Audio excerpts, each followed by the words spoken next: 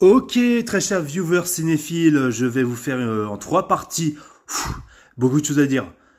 Critique 100% spoiler de l'épisode, l'avant-dernier épisode, l'épisode 23 de la dernière saison de Beastars.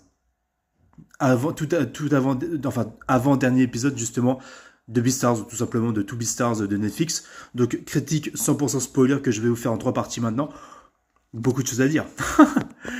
En fait, le Varan qui attaque Legoshi dans un combat épique, où il utilise son venin pour péter les murs, pour péter la gueule à Legoshi, pour le mordre, etc. Bon, Legoshi est avantagé par le fait qu'il a le venin de son grand-père, justement, enfin de son père, Gosha. Donc justement, c'est intéressant là-dessus. Et donc, ils se sont même rassurés à la présence de ce Varan-là, le chef du gang des Varans.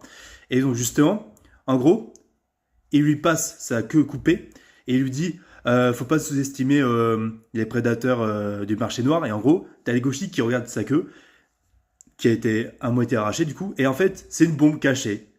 Et là, ça explose. Et là, il y a un cut sur une jambe voilà, qui s'étincelle, bah, la jambe métallique de Louis, qui serre les dents, et ça explose. L'épisode se finit comme ça. Oui, je commence directement par la fin, j'en ai rien à foutre pour critiquer l'épisode. Je vous jure. En plus, t'as même, faut pas oublier Melon, qui a égorgé justement le lion là, qui a failli être chef du gang là.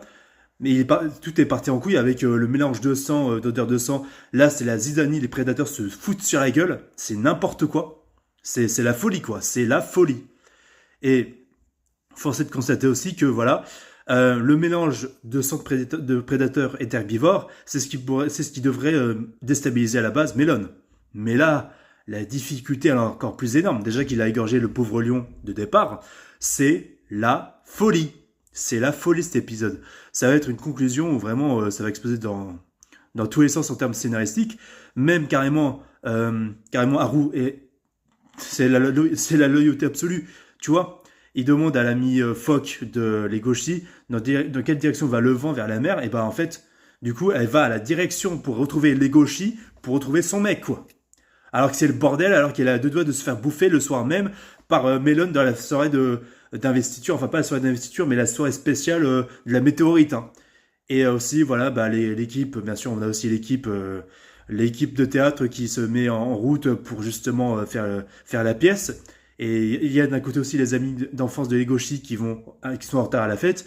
Mais t'as le chien là, le meilleur ami de Legoshi, qui voit la fiche de recherche sur Legoshi, il est peiné. Comme aussi, voilà, le patron de Legoshi dans le restaurant. Il se dit, mais c'est pas possible, il a rien fait Legoshi, voilà. Enfin, maintenant, enfin voilà quoi.